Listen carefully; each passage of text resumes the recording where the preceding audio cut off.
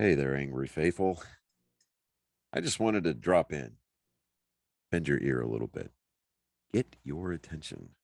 So if you're not listening, drop what you're doing and pay attention to me because I'm here to inform you that not only can you get your daily, maybe if you're binging it, I'm not sure, that's entirely up to you, but you can multiply your doses of angry me fuckery by paying attention to all of the platforms upon which you can find either the dulcet tones of my voice and David's voice, or my pretty face and David's not so pretty face.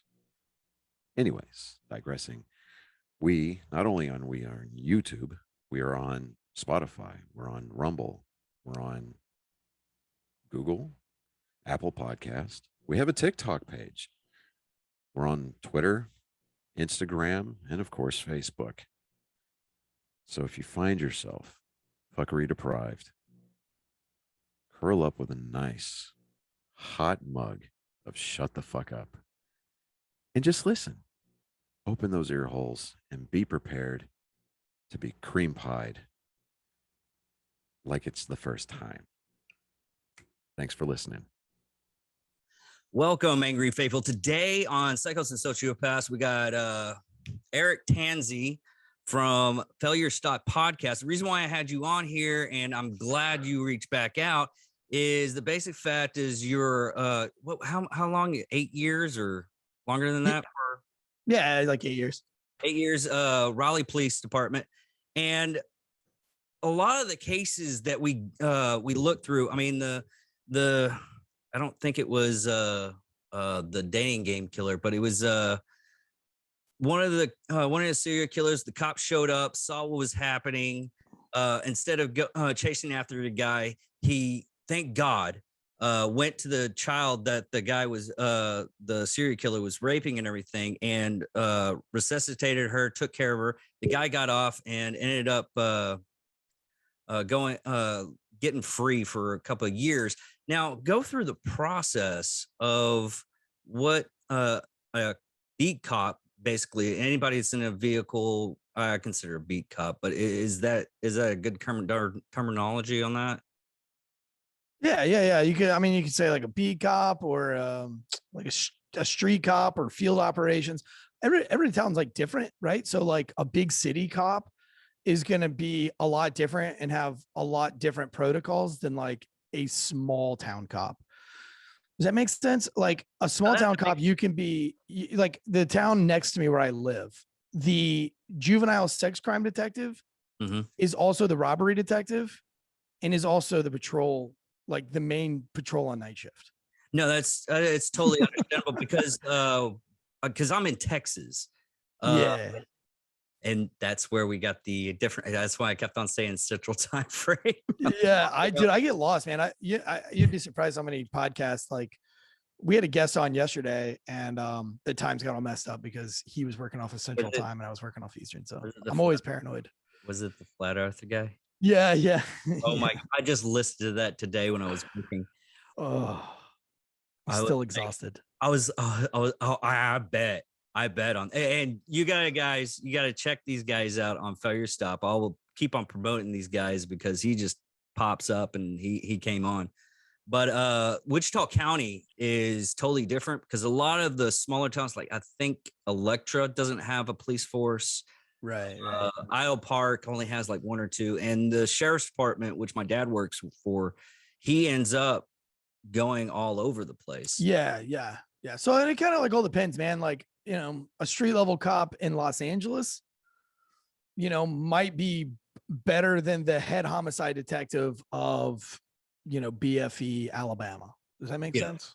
No. It makes total sense. This is usually just depending on the region. I mean, if I took that LA cop and I put him in Florida Everglades until he saw this crime, he would just scratch his head. I think someone shot him, but there's alligators in there, and no. Like if you put that LA cop like in a rural county, like where sheriff's department, and there was like a domestic violence, and his backup was 45 minutes away, that cop might like not be very good at that job. So I mean, it's like for me, like I talk to cops in the town that I live in, and it blows my mind that 2 cops can run a whole town, and that they go to these calls a lot of times by themselves.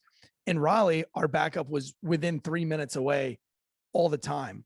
So you never really took calls by yourself per se. I mean, sometimes it might happen, but like a lot of times you're like, well, dude, there's somebody's always within like 3 minutes of me. But it's a lot different if you're going to knock on somebody's door and help is like 20 minutes away, 30 minutes away. That Yeah. might be really scary. Yeah. Dude, I was coming off from work one time, and there was the whole situation. It was a drunk driver incident. Mhm. She survived, but the person she hit didn't. And I got my med kit from my vehicle, started doing like just taking care of getting the blood and everything like that, which kind of like impasse with that. Still alive, but she was the one that killed this person. Right, right. But me and the cop went down, and we're trying to we did everything. We busted up the window. And it was like maybe about 2 to 3 minutes more to where the more cops showed up and fire department showed up and everything like Yeah. that, and everything's like centralized. But on stuff like that, I mean, what is when you show up for like you never made detective or anything like that, but I don't know if you're gonna know this, but what steps would you go along the lines of actually processing a scene? So for the Raleigh Police Department, like we have a saying that in the Raleigh Police Department, like the way they train you is like every officer is a detective, and every detective is an officer first. So, a way it works in field operations from where I came from, you handled a scene until you didn't have any more assets to handle it, and then you pass it off to a detective. So if you're a good cop, you would be passing a case off to a detective that the detective can pretty much solve really quickly. Like you should be able to show up to a scene, be able to collect some evidence, have CCBI come out and do all the photographing. And you should be able to write such a good report that when that comes on the detective's desk, he's like, okay, well, that's Mario Sanchez and he fled to Durham. And so we're going to send guys out there to get, a cop, basically a beat cop can work a case as far as that cop can work it. Now, if you're super slammed and busy and you just don't have time to work it because you're going call to call to call, you might pass off those calls really quickly to a detective. But for the most part, your beat cops are going to do as much work as physically possible so that when it goes on the detective desk, you don't look like a lazy piece of shit, or you're never going to make detectives. Now, I never put in for detective because I don't want to wear a suit and tie to work every day.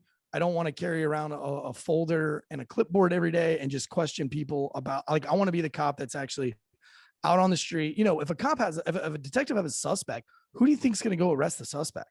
Yeah. It's the cops. It no matter what, you're gonna have cops doing it.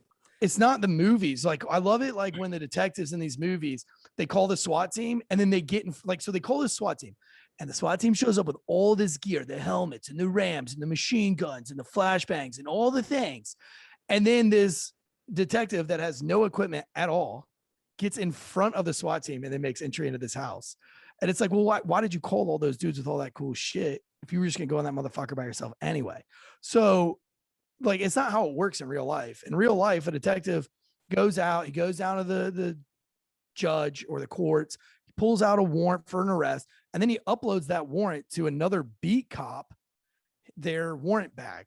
So, like, let's say you are a detective and you've got an arrest to be made, and I show up to work, I might log onto my computer and I might say I have 3 or 4 warrants in my beat bag, and one of them might be for a domestic violence case or whatever case that a detective has pulled warrants out on. And then I'm going to go make that arrest. However, if I want to use the SWAT team, I might call the SWAT team. If I just want to use like 3 other cops, I'll call 3 other cops. But it's really like on us. So that's why I never really put in for detective, because I want to be the guy that's like calling other people to, like, I want to be the guy that's kicking in the fucking door and putting handcuffs. You said in like today's podcast that just came out is you like the tactical side. Yeah. I just, being a beat cop is just so much more fun for me. Like, I don't know, like I like being around human beings all day long.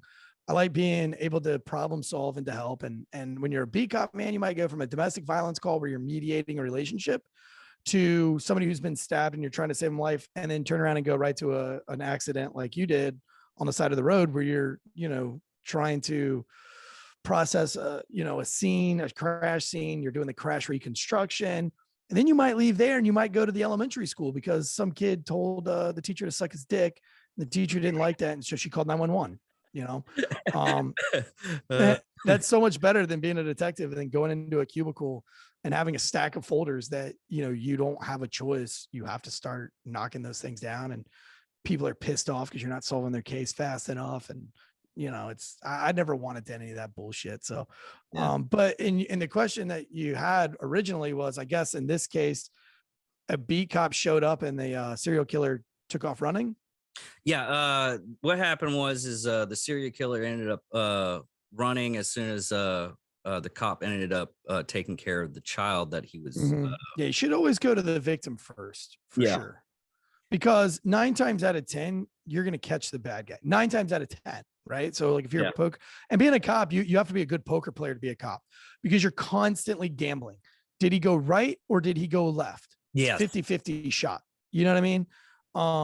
You're constantly like trying to outweighs the pros and cons to what you're going to do next. And, if I take this person to jail, was it this person that really started the fight? And you're going off of, a lot of times as a cop, it's very confusing because you can go to these cases and you got witnesses, but witnesses aren't always good and witnesses aren't always good people.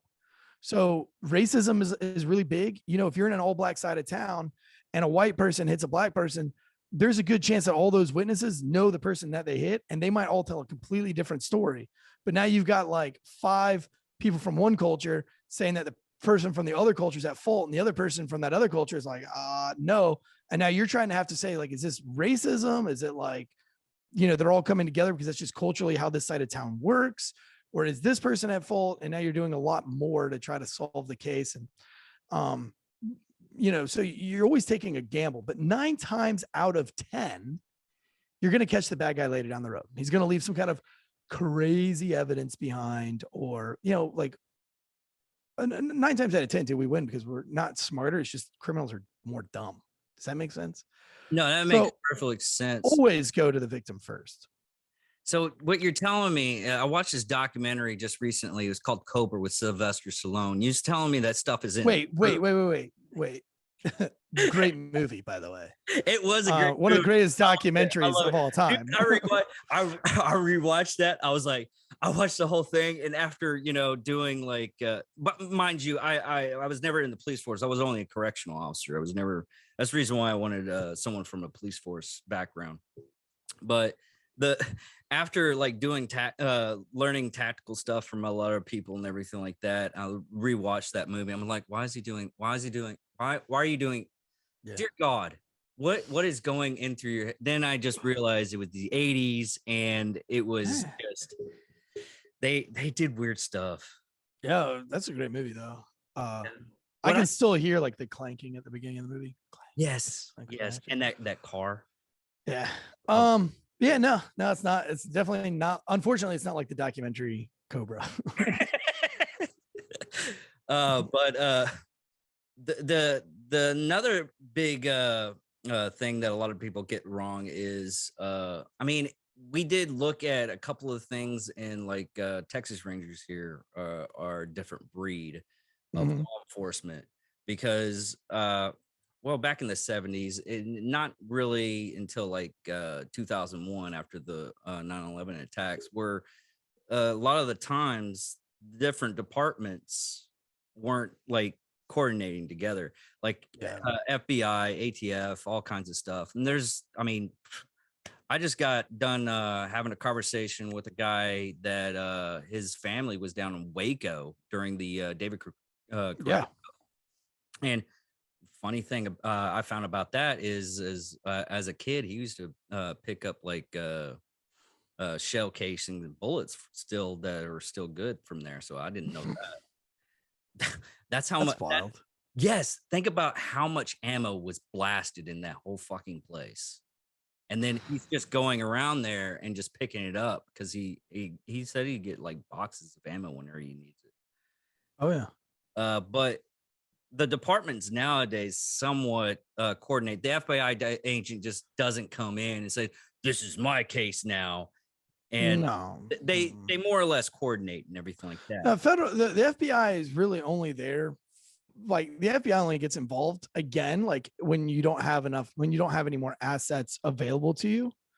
So like if you're a small town, right? And your homicide detective has solved like 2 homicides in like 7 years, Mm. and there's a really strange homicide, the FBI is probably going to get involved because the FBI has way more, like whatever field agent they send there, it's going to have way more experience and way more assets. But when you're in a city like Raleigh or Tampa, Florida, or Orlando or Los Angeles, or bigger cities, the FBI is probably going to rely on the city more than the city's going to rely on the FBI. Meaning that the FBI might have a case, and let's say the FBI is doing a case on, I don't know, something stupid like stolen food stamps, or I don't know, something like it's a federal.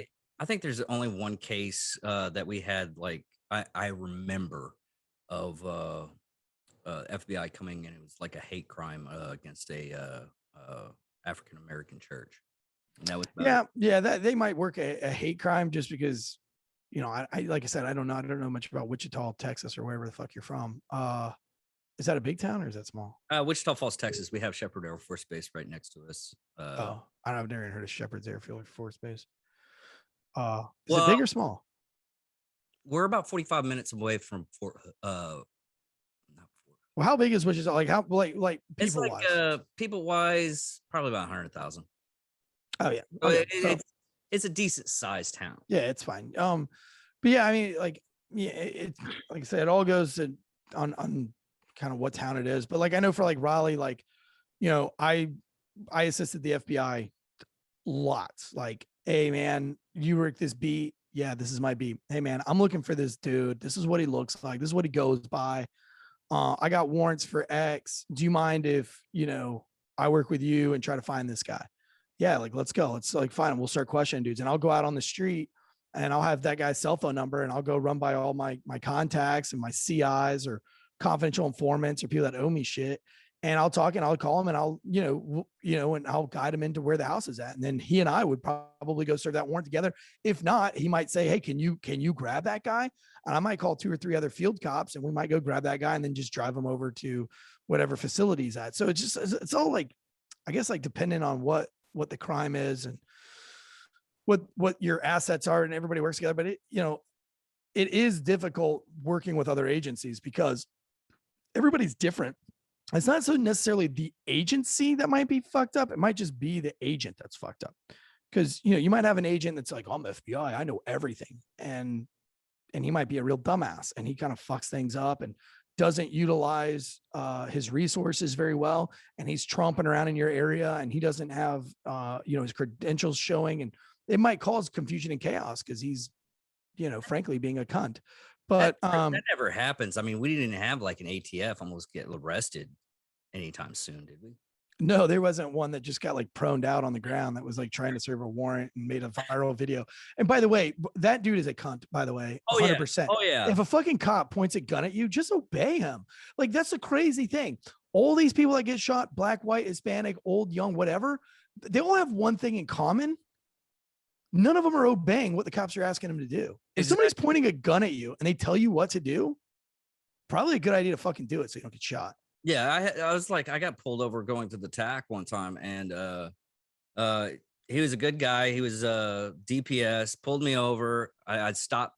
I did the brake check too fast, and he was coming towards me. So that's how I got pulled over. But I mean, after a while, I spent about 20, 30 minutes just talking with the guy, just shooting the shit. Yeah. Yeah, that guy was a douchebag. And yeah, cops should have shot him. Made a point. Shoot that dumbass.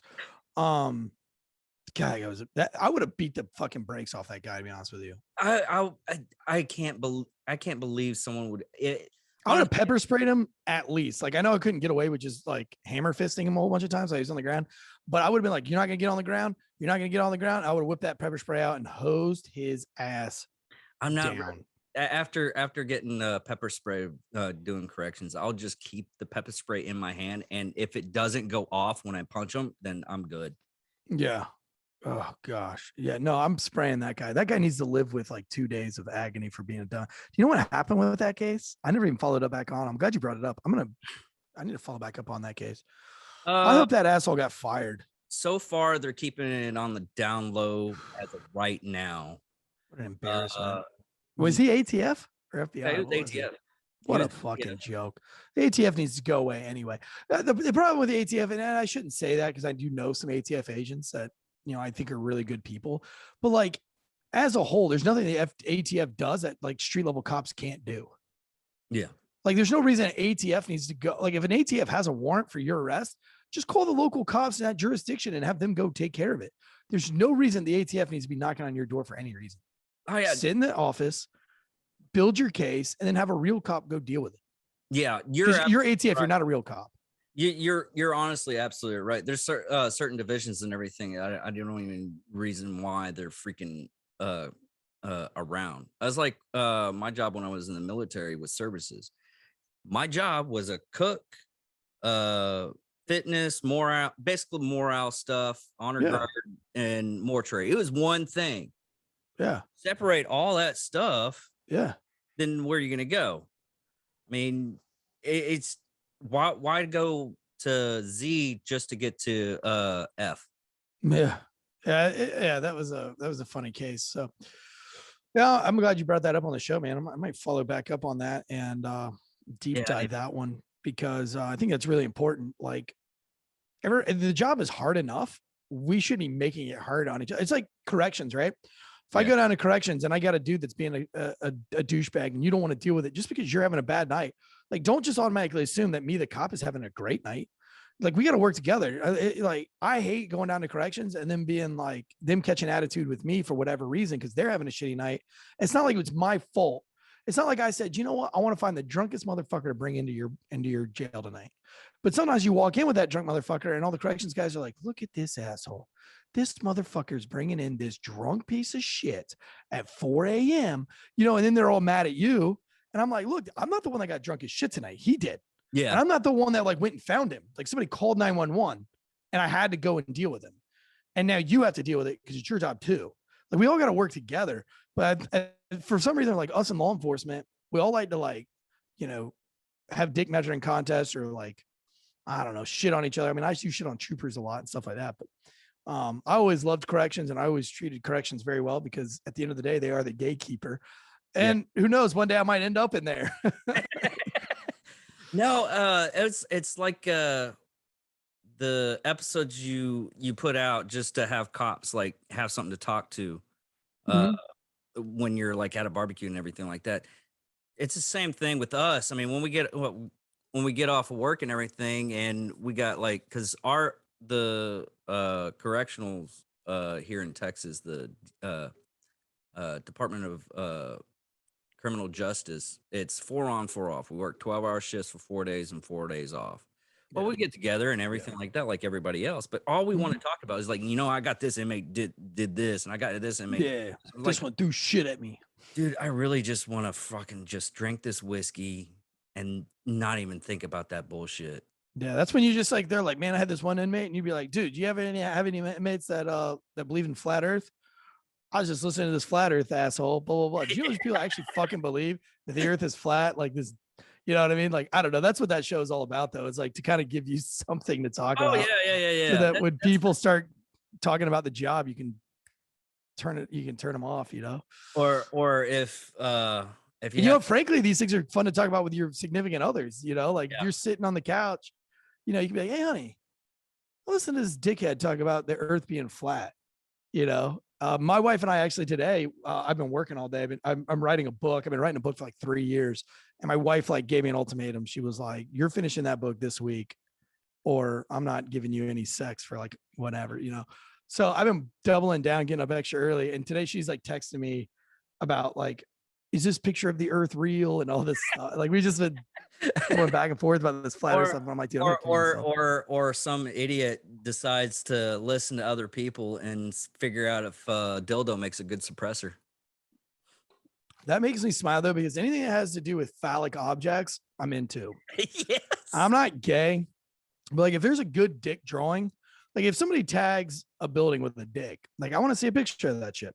If you Oh, put a dildo on the end of a cannon, I want to see that shit. Like my buddy's still on the SWAT team with Raleigh, and they booted a door a couple months ago, and they sent me a picture, and it's a dresser, and the dick. There was like a dong, like a dick, like the one that you put on your suppressor, a white yeah. Caucasian dong. But this one was like brown as shit. This dong, Mm-hmm. and it was like near the ground on a dresser. And he just sends me this picture, and I was like, you could tell it was like a dong that had shit all over it. And I was like, gross. What is that from, dude? And he was like, bro, we kicked this door in this morning on a no-knock warrant, and this dude was riding. He was on all fours riding this, like humping this dong. And we were like, get on the ground. He's like, oh, I can't. I got in there. Like, we didn't see the dong. We were like, get on the fucking ground. He's on all fours. And he's like, I got a dong. And they were like, get on the ground. But he got off of the dong so fast that I guess like the fear and the motion of getting your ass, I don't know, my ass, I've never had a dildo in my ass, but it like projectile shit on the dong as he was like leaving the dong. Did they got video of that? I mean, I'm sure there's like body camera footage of it and shit, but he just sent me a picture of the shit covered dong on the dresser. Oh my God. But the dude was like on all fours on his knees. And I guess he had like there was another thing on the ground. I asked what that was. And he says, I don't know. I think it's so his knees didn't get rug burn. And I was like, get the fuck out of here. What the fuck? And I was like, I had to ask. I was like, was it a white dude or a black dude? And he was like, it was a black dude. And he's like, why? Question mark. And I was like, it's a white dong. I don't know. It's like, is that a thing? Is it like, do you like, I don't know, like some white dudes, right? Might want a black girl. They might want an Asian girl. Are gays kind of the same way? I don't know a lot about gays. So I'm like, are gays like, man, I want to, like, are black gays like, man, I want a white dick. You know what I mean? My thinking Or is, do you just buy the dong that's on sale? yeah. And it's always the white ones because they're smaller.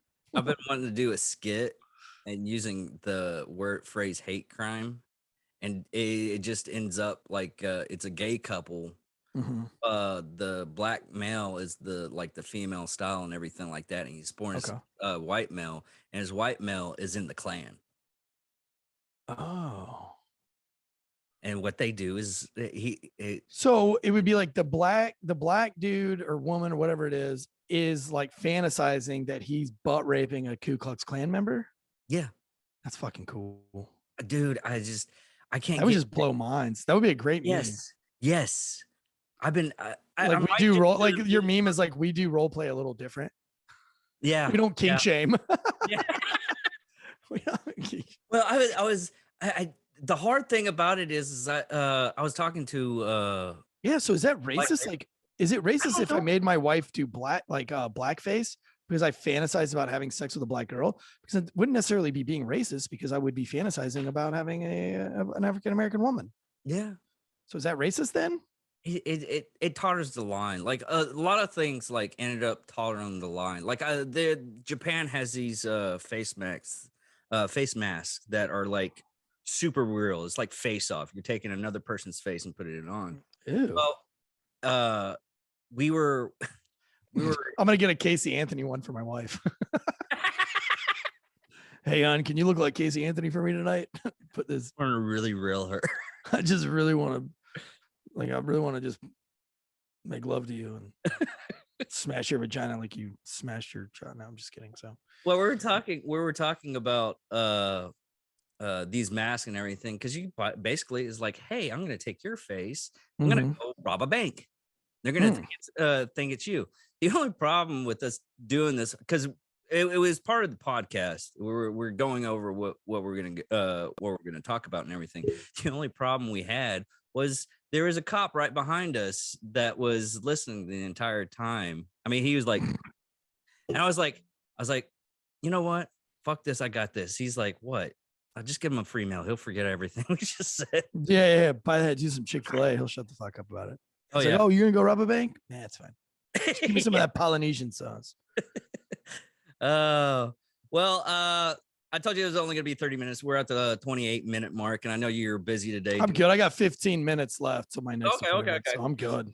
So there's another thing. I actually wanted to, I'm gonna either do this myself or see if y'all want to do a collab on this one, is truck driver murders. There's this thing I found out it was like a LA Times article. I'll send you the article. And it was about truck drivers, serial killers, I guess. Right. And what it is the theory of the whole thing that the FBI said was the basic of they can pick up somebody from like New York, go 2 Yeah. states over, Yeah. kill the person, go 3 states over, Yeah. dump the body. Yeah. But there's another, and the reason why I started getting into that wasn't the whole the truck with the immigrants. Was this guy was talking to me? He was like, "Hey, you got to do a show about truck drivers. They're finding dead bodies on their routes, like all the time." Mm-hmm. What is something like that when you have something like that to where the dead body's probably not even from that same state, right? Yeah, like that would be like, that's where your detective like, gets a boner because he's like, yeah, I finally got one of these cases where, I got a body and nobody knows who it is. Because if a field cop, I drive up on something like that, I'm like, I don't know who this guy is. I don't know how his body got here, and I don't have the resources or the time to deal with it. And that's when, that's when all your detectives, a lot of detectives probably show up to that.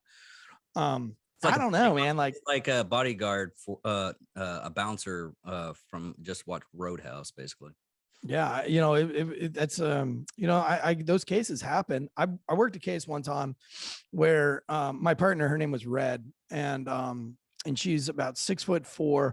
She's a very pretty girl. She was a basketball player, and she was a hell of a CrossFit athlete and a fighter. And so we were beat partners. We didn't ride together. We rode together a lot, but not every night. Sometimes we took separate cars and shit like that. We would just, patrol together, like wingman type deal, split up, and then, always be within like 3 or 4 minutes of each other. But one night she got a call, and it wasn't a call because it was like, if Raleigh's so busy that if you don't want to tie up the radio traffic, sometimes dispatch will just type on your computer a call for you to go to. That Okay. if she feels like the rest of the city doesn't need to know you're going to this. So it was a nature unknown that there was a Facebook post about a body being behind Wee Bob's grocery store, which is a pretty prominent little grocery mart, not a grocery mart, but more of like a convenient mart in the middle of the ghetto, but it's surrounded by people. I mean, it's a busy fucking thing all the time. So they had sent her a message that said that there was a body behind Wee Bob's. And so she calls me on my cell phone and she's like, hey, can you meet me over at Wee Bob's real quick? I said, yeah, sure. What do you got? She goes, well, I just got this weird message from dispatch that there's a Facebook post and there's a body behind Wee Bob's. And I was like, oh, why wouldn't they put that over the radio? Because I feel like it's probably something we should all know about. And they're like, she's like, I don't know, but she's like, I don't want to go to it by myself. Will you come with me?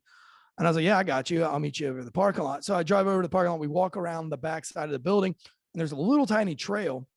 We walk down the trail and sure as shit, dude, there's a body there with a fucking bullet hole right in the head. And so, we back out, we call the detective. We're like, man, we got a body back here. We don't have any witnesses or anything at this point. Anyway, some guy, long story short, a guy comes out of the crowd of human beings and starts, I apologize for that. He starts to, cry and piss and moan and says that that's his brother-in-law that's been found dead. And I'm like, well, how do you fucking know it's your brother-in-law? Like, who's seen this body that would know? And so anyway, I end up putting him in my car and I end up driving him to his house to go grab a cell phone charger. And then he was going to go to the detective station with me. I ride around with this cat for like 45 minutes. Come to find out, like 2 hours later, he was the fucking killer. And when he went to the house to get his charger, he never grabbed a charger. He just got rid of the gun that he shot the dude with. Holy shit. So I drove around with this motherfucker with a gun on him that just murdered the dude in the back of Wee Bob's. Did you get any shit from that? Isn't that crazy? You didn't get any shit from that? You just driving around with that guy? Yeah. I mean, I got a stern talking to. I mean, it's fine that I drove around with the guy, but like I didn't search the dude to put him in my car. So I got a little slap on the wrist for that. I mean, I actually put that whole story in my book. Because there's a little bit more to that story too that makes that story even more ridiculous. Like it's more unbelievable. So it's a little bit longer story, but the guy had basically baited me in that he knew something and that he and I were going to solve this case together. And I was like, no, let's just get you down to the detective station. And he was like, no. He's like, let me go here first. And I was like, man, I can't. He's like, well, do I have to be in your car? And it was like one of these things where it's like, no, I didn't have anything to detain him with because he was just a cooperating witness. And I was like, dude, if I let this guy go, the detectives are going to kill me. So I was like, all right, what do you want to do? And he's like, well, let me go get my phone charger. It was just a longer story of why we went to the different apartments. And I just didn't want to lose the guy because he was a cooperating witness. Find out he wasn't just cooperating witness. He was the you mean to tell murderer. me that the cops are like super cops and they know the suspect right then and there? Right. Yeah. I mean, you're not once you go in and you put the badge on it, isn't it like a superpower type deal? And you know all the suspects and everything. You know, it's funny that like the society gives cops like a lot of crap, but also like I think one thing society doesn't understand is that everybody lies to the police, sometimes for no reason, especially in the ghetto. You never know who's telling the truth, and people are so good at lying. I was not allowed to lie as a child, so I'm a terrible liar. If I cheated on my wife, she would know within 30 minutes, probably because I would just tell her I cheated on her, because there's no way I could keep a secret. But if I didn't tell her, I would still just like accidentally come out with it, be like, yo, let me grab that meatball. I'm really hungry because I just fucked another chick. I mean, you know what I mean? Like, but these people that you meet on the street, man, they can lie about anything and they can convince you. So when you have somebody telling the truth, you never really know if they're telling the truth because you've been duped so many times where you've like really trusted a witness. You're like, man, that sounds crazy. That sounds like, you know, they witnessed this crazy rape and you're ready to lock this guy in jail for days.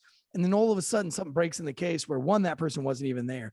2, that person didn't rape that other person.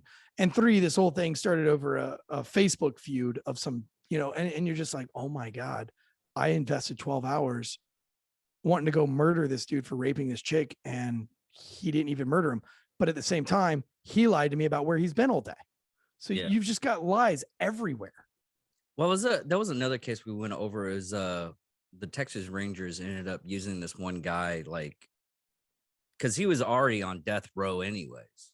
So he just admitted like more crimes and everything. Oh, that was the guy that was in New York and he admitted to like, no, it was in Texas. And he admitted to all of these serial killings and he kept getting like milkshakes and shit for it. Yeah. He'd be like, yo, if you can just get me a vanilla milkshake from Wendy's, you know, and then they find out after, you know, however many months of this dude just ripping off these different murders that they're like, this motherfucker's just admitting to shit so he can get another fucking milkshake or a carton of cigarettes. Yeah, it was years. But I don't think they ever figured out who he killed and who he didn't kill. They figured out like 5. And the reason why they figured out 5 was because a dude in New York confessed to killing like 3 or 4 people. And they were like, wait a minute. They called Texas and they're like, hey, we got this dude here in New York. And now I'm getting the whole story because I did a breakdown of this. They called New York calls Texas and they're like, hey man, we got this dude that's saying that he murdered such and such. And they're like, nope, actually we're working a case where we got to go on death row. And they had to pit the 2 death row mates together to try to figure out which one was telling the truth. Find out that like 5 of those murders were cleared by DNA from this asshole in New York. Yeah. That's a crazy story. Yeah. It's, and that's the reason why, I was like, my other host and everything like that. I was like, I think it's just late. I was like, no, I think there's more into it. That's the reason why I wanted to get with an actual cop and everything like that. I've been wanting to get a cop on the show for a long time. And but it sometimes because I work corrections and there's just sometimes you go, don't you get duped? Do you get duped by those guys and their stories? Like, you know, everybody you arrest wasn't the guy who did it, right? Like, I'll give you a quick example. I went to jail one time and I got this dude on a misdemeanor violation of marijuana, like a dime bag of marijuana, like 10 grams or something stupid. And I arrested him, like took him down to the jail, but I didn't arrest him for the 10 grams of marijuana. That's what I had to take him right then. But he was the main suspect as a homeless dude that may or may not have tried to rape this chick and at like box cutter point. Well, I ended up catching this guy and he wasn't getting a confession. I wasn't able to get any video footage. The detectives were still working on it and he wasn't coming off of anything. And so but he did have 10 grams of weed. And I think he lawyered up or something. I don't remember the whole facts of the case, but I was like, well, that's okay, because you're not going to just go away. I'm going to take you to jail for marijuana. He's like, what do you mean it's only 10 grams? I'm like, yeah, but marijuana is an arrestable offense. Yeah. Like, I don't, so I'll just take you down to the jail. Well, when you get down to the jail, he goes and tells everybody that I've arrested him for 10 grams of weed and that this is, blah, blah, blah. Well, that dude ended up getting guilty of this alleged or this attempted rape. Mm-hmm. And dude, he for like 2 years straight would not come off the story that he was in prison, that he was in jail for 2 years. He was writing letters and they were bringing up at like city meetings and stuff that we've got a guy locked away for 10 grams of weed, because his initial arrest says 10 grams of weed, but they don't look at the following indictments. Oh yeah. Of like rape, So how do these guys with you, how many of them try to convince you that they're totally innocent and that you almost fall for it? Or maybe you believe them. I don't know. Well, it's one of those things where I've been around people that told I have a friend of mine that was a sniper in the Navy, and he was a doc. He was just a medic. So I've grown up with people not believing, being so gullible on Right. tales and everything like that. So I was perfectly chopped. But sometimes you get somebody like look at you go back and you look at the evidence and everything like that. Like there was one guy at the all red unit that I was working at. And this is actually a popular thing, is the guy that he was in his cell and he killed pedophile. Yeah. Good for him. Justified. He was in the all red unit. What had happened was he was busted for drunk driving initially when he went to jail. People don't get what this is his second pedophile he's killed. The first pedophile was when he was in jail. He was in jail, and this one of the inmates just kept on boasting about how many kids he's raped. And this guy was just drunk. He would have been gone like 24 hours. Yeah. And he murdered the guy. So he murdered, even though he murdered a pedophile, which he shouldn't have gone scot-free in my book. Yeah. He went to the all-red unit. He was in for like 16, 17 years. And then they put him again with another pedophile. And he's like, hey, listen, this guy's a pedophile. I don't want to be in the same cell. But people in there weren't listening or anything like that. God, tell me he killed another one. He killed another one. Fuck yeah, dude. This guy's my hero. If I was the warden of the jail, every pedophile would go in that guy's cell. I'd like, just rack him up, dude. There's so much. That sucks. You go to jail for like an overnight DUI and you end up going to jail for 16 years because you whack a pedo. But you know what, dude? Like that's like, maybe he's like an angel of God at that point. Yeah. What's really weird about dealing with the outside criminal stuff and dealing with the inside criminal stuff is like my first shakedown on a cell was with a pedophile. And the only reason why I knew a pedophile, it was stacks of something from the internet, something called Tickle Me website. They're fully clothed and everything like that. And I took it up to the front desk. I was like, listen, this was in his cell. Oh, are they clothed? Well, yeah, they're fully clothed. Take them back. What the fuck, like, dude? Fuck. I was so fucking pissed. I would accidentally have thrown those away.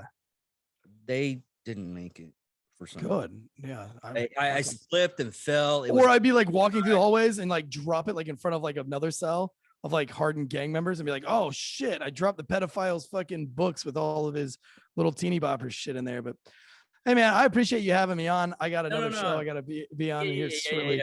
But anytime, dude, if you got my number, if you guys got any cop questions or if you need a cop to help you break down a case, dude, I'm always I always love coming on other podcasts and helping out, whatever it takes, man. Thank you. No problem. Thank you for coming on, man. All right, man. Have a good night. Cheers.